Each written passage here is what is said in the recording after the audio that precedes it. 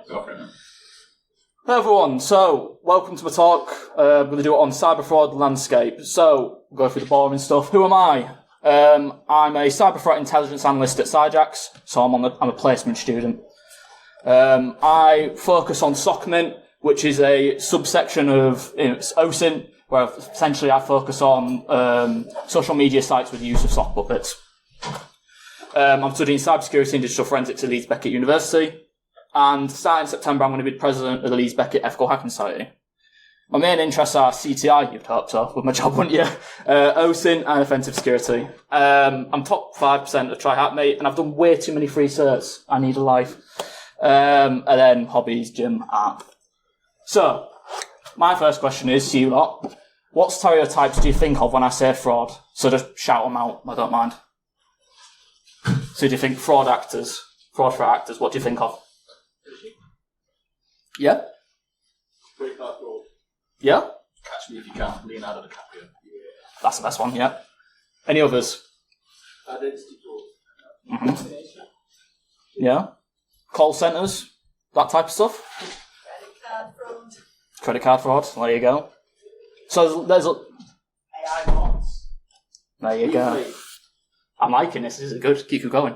But yeah, there's loads of different types of fraud, there's loads of different stereotypes. But there's a few you might be missing. Drill rappers. So a lot of drill rappers nowadays, they're actually fraudsters. Does anyone know the names of these two lovely gentlemen at all? So, Bill? yeah, close enough, yeah. So the guy on the anonymous mask called Tanks, and the other one's called Punchmade Dev. They haven't really helped themselves with their OPSEC. Literally, Punchmade Dev has a YouTube video how to write a dump. So, not incriminating at all. Which again, this type of stuff has influence on youngsters. The threat actors, the major, like how it operates, with the cybercrime on forums. And then just the spam accounts on Instagram. So those are two accounts I monitor. So you see like cryptocurrency, and just the targeting of like, elderly people. And then child fraudsters, which is, a huge thing that not a lot of people are aware of. So, fraud.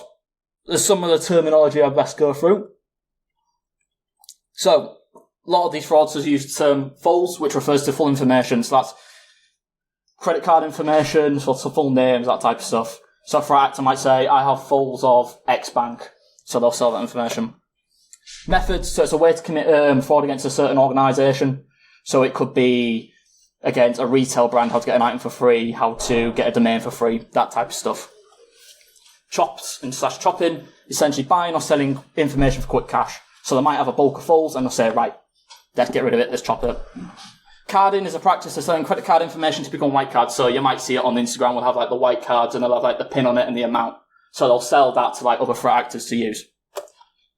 Mainstream / high street, so it's the most popular banks and the ones seen on the high street. So an example of a mainstream could be like Lloyds, Barclays, and then ones that could be like Revolut and Monzo.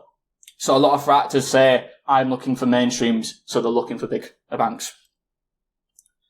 And then loading, cards which have preloaded cash ready for use. And then proofs, so that's just a way of showing the legitimacy of a fraud action. So it could be like proving that a loaded car has so much information, proving that a method works, that type of thing. So different types of scams. So you have the phone call scams. So, a bloke rings you up and says, I can get you the latest iPhone, limited Wi-Fi for £2.50 and a Freddo a month. Seems legit. Romance scams. So at my work, we've seen a significant increase with African-based TAs, targeting 30 to 55-year-olds. So essentially a threat actor will build up a rapport with a victim. They'll quickly befriend them and say, oh, I'm in love with you. But I need money, please send me money. And they'll eventually do that. You have email scams such as the classic Nigerian prince. So again, I think most people are aware of that. Deepfake scams, which are seen in significant rise, so they're using like Joe Rogan, for example, if anyone watches Joe Rogan podcast. They'll use his face to promote brands, which is not legit, it's just because he's big. We have pig butchering. So pig butchering is a type of scam where essentially a threat actor will build up a rapport with a victim, and it will eventually say, so get into a vesting. So they'll say, build up a rapport, and they'll say, we have this platform, put him into it, and they'll basically bleed him dry, hence pig butchering. And typically you see these type of threat actors operating from Southeast Asia. I believe pig butchering started in China, but I might be incorrect with that. Retail scams. So retail scams typically is just like how to get an item for free. So a lot of them rely on social engineering. So as a customer service, you want to build a rapport with the customer, you want to keep them happy. A lot of these threat actors, they'll abuse that. So they'll say, I'm not happy with this brand. I'm going to kick off for us, leave a bad report. And they'll know the brands will go, don't worry about it. We'll leave it. It's not worth it. And then e-whoring. So e-whoring is a type of way of fraud that's seen a lot of increase past few years. So a threat actor will pretend to be an attractive female. What they'll do is they'll get imagery of a OnlyFans model, one that's not typically known, and they'll build up a rapport with a victim and they'll say, hey, why don't you pay for my private OnlyFans? I'll send you these images. It's not real. They're using someone else's images. Which is seen, again, significant rise. So this is an example of e-whoring. So threat actors will sell packs of like nudes, selfies, stories, that type of stuff. And then they'll also have like voice AI. They'll use that technology, and they'll even provide like guides on how to do it. E-whoring can turn quite dark. Unfortunately, I've seen with some of the threat actors, they'll actually use blackmail. So they'll essentially sell them the imagery, and then they'll use that information. They'll find out who the daughter is, who the wife is, and they'll blackmail and say, hey, we're going to expose this to them unless you give us money, which is, just horrible. Markets. So this is just some of the markets. I could hear all day, and it's just some of the places where, a lot of fraud operates. So you have good old Telegram, Snapchat, WWH Club, which is I believe it's on Tor. It's a Russian forum which focuses on card and fraud. You have XSS, which is predominantly Russian cybercrime, but they do have cards in on it. WhatsApp, Signal, and then good old Discord. So recruitment. So this is more focused on like the underage fraudsters, so I'll go through the process. So child fraudsters get recruited during secondary school, and they'll operate under a more established threat actor. And then later the child will build up their own operation and expand it to their own classmates. Motives why kids might do this is, financial gain, lack of identity, to attract relationships, clout, and clothing. So a lot of these unfortunate kids, they're vulnerable children. So it's very similar to the process of county lines, where like a threat actor will identify a vulnerable child and they'll say, hey, look, you need some money, let me buy you some clothes, here, let me buy you some food. And then they'll eventually say, hey, look, I'm making all this money, why don't you come work for me? And then they'll eventually just use them and abuse them, and yeah. All demographics can fall victim to this, regardless of age, background, everything. I've seen threat actors who are female, male, upper class, lower class. It's a huge vary. So what happens to caught fraudsters? Underage fraudsters, they tend to get to social support, and the school tends to get involved. So obviously this depends on scale. So like if a 15-year-old is doing like millions of pounds, then it might be different. But a lot of the time, they'll just get support from the school because they identify them more as a victim. The difficulty is with a lot of these is they're vulnerable adults and they get groomed. Underage kids. Bloody hell, I'm losing my words. So social services will try and help them change, but it's a lot of difficulty because how can they relate to them? Because they're having like an adult speak to them and try and understand them. But they struggle with it. Adult TAs, if they get caught, it's usually fines. Community service, really rarely it's jail. Why such amount? The issue is in the UK in particular, we have way too many court cases. There's a lot of going on, and it's really hard to prove a lot of these cases, unfortunately. And there's a lack of knowledge of legal professionals, so there's very few solicitors who focus on cybercrime and they understand it well.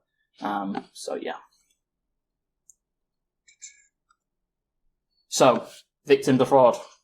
So, I think it was covered earlier.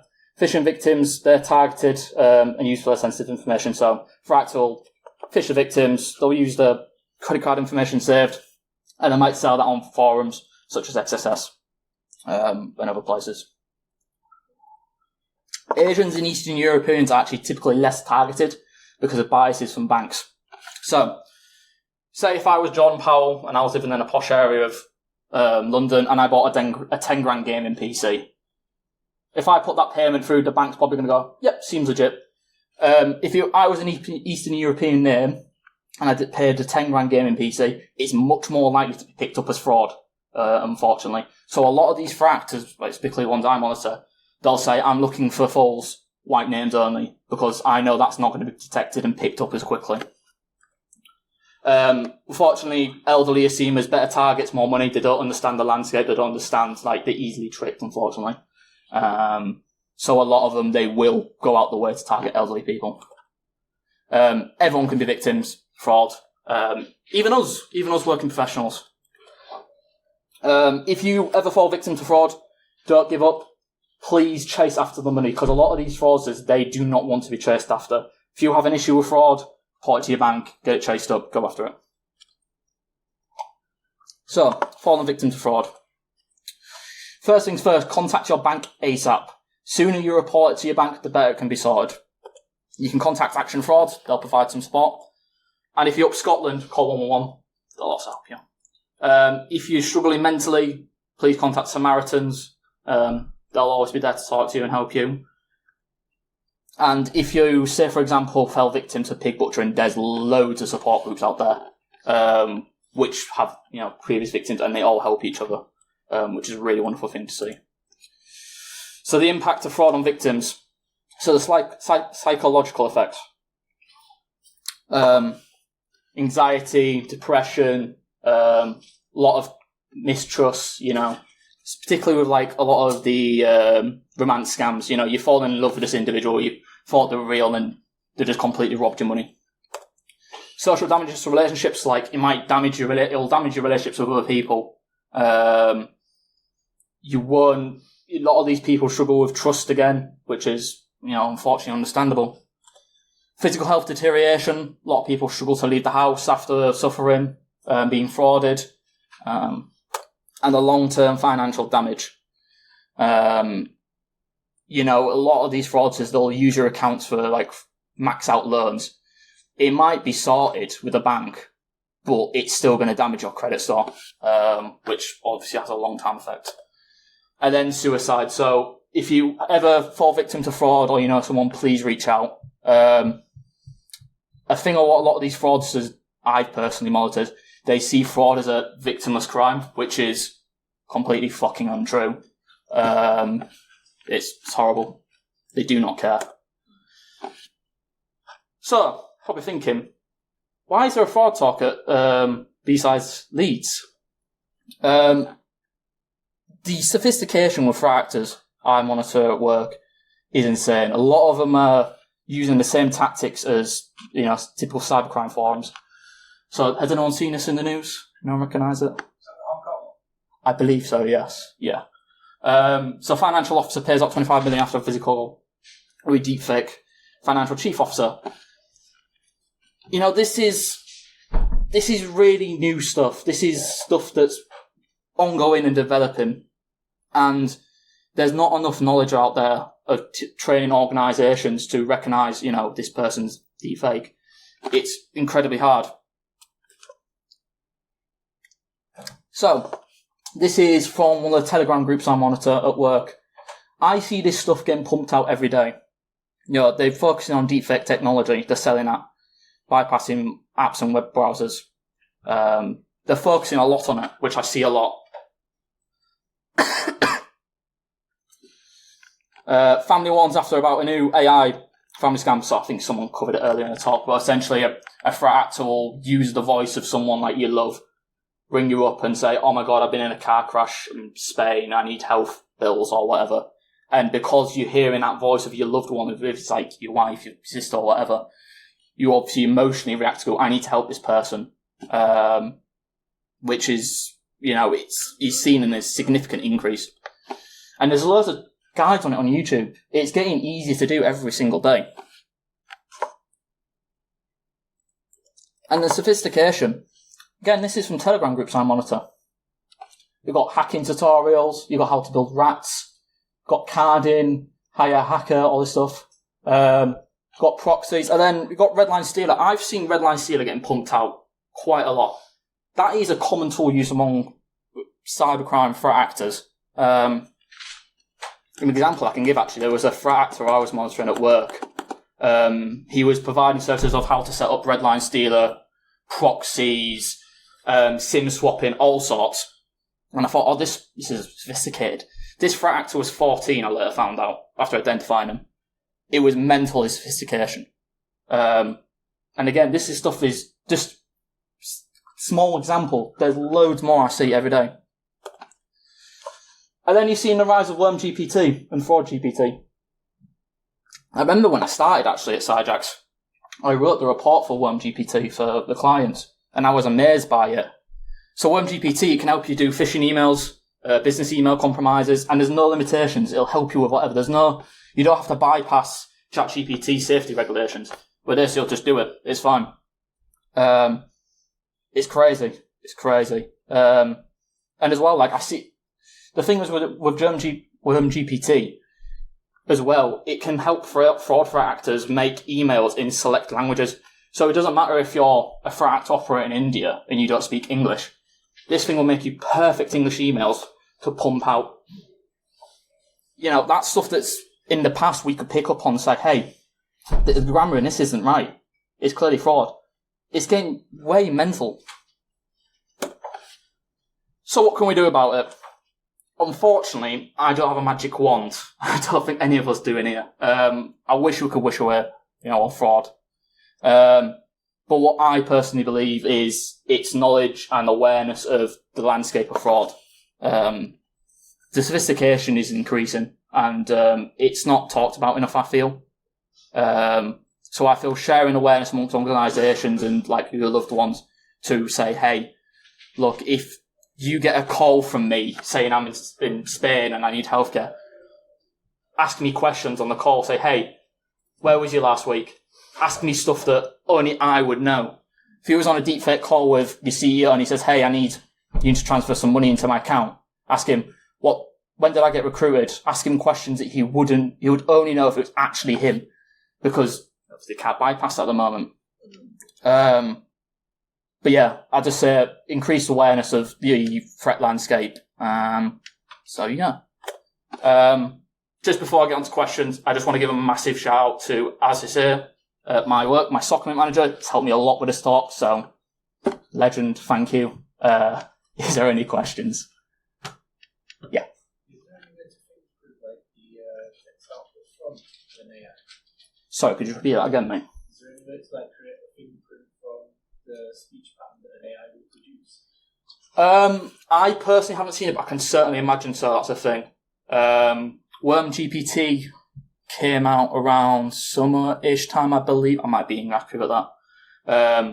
But yeah, it wouldn't surprise me if there's some type of technology for that that's be developed. Yes, mate. Worm GPT, is that a completely isolated dynamic model, or is that you making use of one of the bigger ones? I believe it's its own model. It uses the large language model, but it's its own thing, and there's like no limits, so you can get it to make whatever. You can even ask it, like I saw on the forum advertisement, like they made an example of with a normal ChatGPT, if you ask it for its like political opinions, it won't give you it. You can ask Worm and it'll just go, yeah, that seems right, yeah, I agree with this. Just a small thing to know. But yeah, it's its own thing. Is that hosted in the dark? Yes, I believe so. You have to pay a membership. I don't remember the form off the top of my head, but yeah, there's a membership, I believe, to access it. This is the thing, though, like, when I started doing SOCMIN, because I essentially got moved over because they needed help on the team, I honestly thought, like, I'm just going to be dealing with some emails, there's be someone who got tricked with a call, No, I started and I was like, wow, this is not what I expected. Like, the sophistication amongst the threat actors is insane. Like, again, that 14-year-old I made an example of, compared to stuff I was doing when I was 14, I'd be like, wow, I was playing Minecraft and playing Call of Duty. That's about it. This kid's doing SIM swapping and setting up malware. It's mental. But yeah. Yes. So how do we validate identities when it comes to these threat actors? You can't validate because what you see, you can't believe anymore with deepfakes. You can't use a password spoken over Teams because as soon as it turns into a digital footprint, somebody's going to be there, man in the middling it and stealing that password. You can't use your biometrics because it's probably going to be the same thing. It's going to go digital and somebody can steal that and replicate it. What's kind of out there that we could utilize to validate the authenticity of the person at the other side, realistically? I don't have full knowledge in this area, so I can't give it a fancy answer. But at the moment, I would say just ask questions like, ask questions that only that individual will know, like the CEO. Like, who do I work with? Or like, well, that's actually a bad example, but like ask something like the CEO would only know. What's my favourite video game that we talked about the other day? Something silly like that. I would say stuff like that, unless the threat actor has done some amazing social engineering and at OSINT and has discovered everything about you. It's going to be very hard to bypass. But again, as well, like it comes back to if you get a weird call like that, verify it with the CISO, verify it with a financial officer. Say, hey, I just had my CEO ring me and he's asked me to transfer some money. Is this legit? Has he done this too? Just verify, just check, because no organisation's going to have a go at you for double checking, transferring money.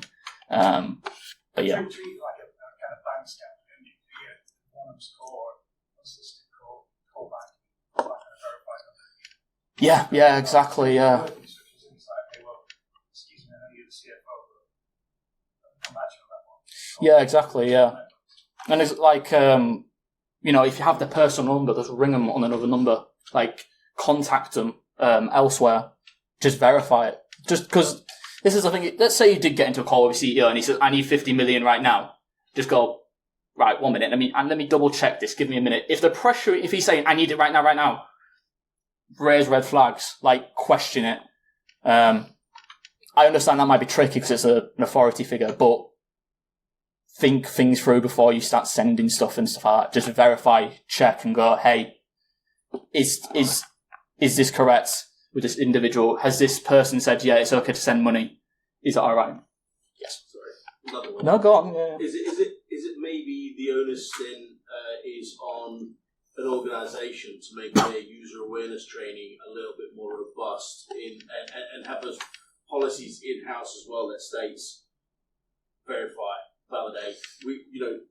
I'd say 90%. A lot of companies out there have had an attack of some kind. Yeah. Whether they've then incorporated that into some kind of policy, procedural, or user awareness training, should the onus then be on the companies rather than the staff members? I believe so, yeah. It should be company policy and there should be training around it. Like, I can't speak for other organisations, but at Sidejack, say if I got an email, a link through from one of my colleagues, I'd verify and check that with 3 other people before I open anything, just to double check. Is that because you're paranoid? I'm very paranoid myself, to be honest, mate. But, but yeah, I would say company training and policy just become a regular thing of, if you get questioned, why is another member of staff asking me to send money? Can you just double check this is right? You shouldn't be having a go at that employee. You should go, I have an intelligent employee here who's looking after the security of the company, and go, yes. If it ends up being legit for some reason, I highly doubt it. Fair enough. But you've checked with multiple people, not just one other people who might have been compromised. That other account, check off. Like, if you have a personal number of your team lead, like I do, I'd ring them up, say, hey, are you messaging me on Teams to send me this money as well? So as the CEO, just to double check, verify that stuff. But yeah, definitely, I'd agree. Company training. It's something that all companies should do for just new suppliers, Absolutely, yeah. change of bank details. It's something, when I work with companies, it's a free thing they can do, which mitigates a lot of risk and makes stuff, makes it more secure. And saves so much money as well. Yeah. Because think about all the fines and then losing the money as well. It's mental. Yeah. Yeah, the verify does make sense on a personal level, but looking from an organizational point of view, it doesn't seem like a formal process that is robust, if that makes sense. I guess we don't have an answer for this at the moment, but yeah. There needs to be some kind of formal process which someone can follow and not just, oh, what video game did I play? Yeah. That was a bit of a bad example, to be fair. I was put on the spot. But yeah, I definitely agree with that. Like, you could have it as, I wouldn't say like in the policy layout and go, hey, ask this question just in case the threat actor gains access to that. But have it as, say, hey, I don't know. What's your favourite video game? What's your favourite video game? Yeah. Just do, you know what I mean. But yeah, no, 100%. I think there should be like some official training and policy that comes around it. But obviously it's such a new area. The industry is trying to learn it. Yes, mate. It's a bit like in the meeting out downstairs at the university. It's bringing that people process back. We've gone so far one way with technology, depending on technology, but now this way around technology is not 100% to MFA is not 100% involved with the way around that. Yeah. It's all about how do you bring people back in, how do you check that, what is correct, when you check your authenticator app, is that actual authentication? That's the thing as well. Like, again, like a lot of these teenage fraudsters I monitor, they're not just teenagers starting out with nothing. They have an established TA who's been doing it for God knows how long, teaching them how to do everything with the methods and everything.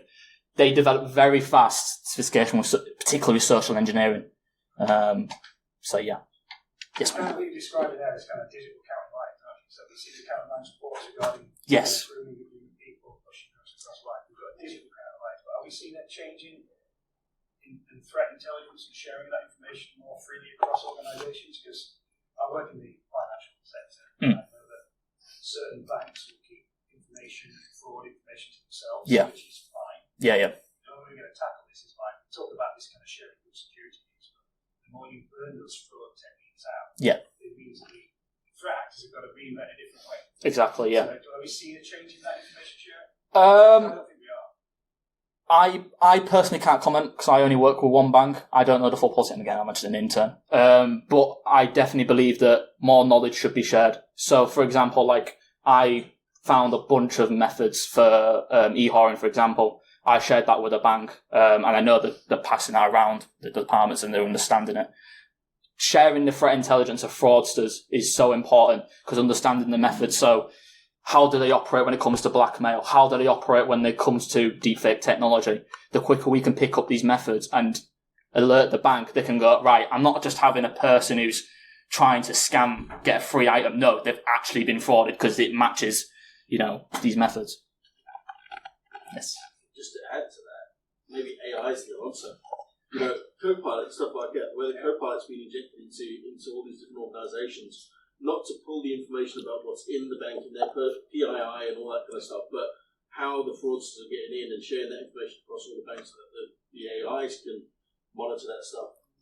I think that's definitely the way forward. It's the use of different techniques, tools, and skills in the organisation to kind of. We talk about mitigating risk, but all we can really do is reduce risk. Yeah. It's very rare that you will mitigate risk unless you bring it out and put it in a bit. So reducing risk. Yeah, 100%. And this is the thing, like the sophistication of the methods I see, like I personally monitor, they change all the time. They adapt very quickly because they'll realise that something isn't working anymore and they'll go, oh, that's fine, I'll just shift to this. As well with the targeting, they know like not to target, Asian and Eastern European names because they know that gets flagged very quickly with banks, unfortunately. So target white names, Yes. One more. You're liking his subjects, aren't you, mate? I love it. For the good reasons. I was going to say, I'm not giving you any methods. It's not happening. I'm quickly going to that. How much are you seeing AI, an increase in the use of AI, rather than it being the usual standard threat actors that are training somebody else? How much are you seeing an uplift in AI being presented as the go-to for threat actors to go, I don't need to train several people, I can just create an AI to do it? From what I've personally seen, in my opinion, I wouldn't say the fraudsters particularly are going straight to AI technology for all this so far. There's certainly a change to adopt it and use it, but I would definitely say they're more relying on the grooming process of younger TAs, because again, they can just basically use them. They'll know they get lighter sentences and they'll just use them up. There's I know I haven't got long. There was a I'm not going to name the individual, but there was a TikTok video of a lad who was speaking. Basically, he went through this process. He got groomed by another TA, and he used his account, maxed out all his credit, and the lad is now debanked from major banks. He can't get a bank account. He's now suffering with mental health issues. And I monitored one of the Telegram groups, and the threat actors were laughing about it and doxing him. Yeah, these people are not nice. They're not your friends. They do not care about it. They're in it for the money. So yeah, I definitely say that it's definitely shifting towards AI. There's more AI coming into it, but they're still using, vulnerable teenagers, essentially. I think that's the kind of slowing move to AI is because they're overly cautious of hey, when you start to use ChatGPT, where the hell is it going? Because we know that those organisations are sweeping your IT things. So you can have a decent OPSEC around yourself to use these tools. Yeah, I would say some of the individuals are considering that. Some of them are considering, but a lot of them, they're not too bothered, to be honest. It depends on the threat actor, because the thing is with the fraud landscape, it's so scaled. Like, you can have, the standard just phishing emails, and then it goes all the way up to malware deployment, phishing emails, and data dumps on, the Tor network, But I definitely say they do consider, some threat actors do consider that, where they're posting their data, where they're sharing it with, AI and that type of stuff. Any other questions? We're out of time. Cool. Perfect. Well, thank you very much.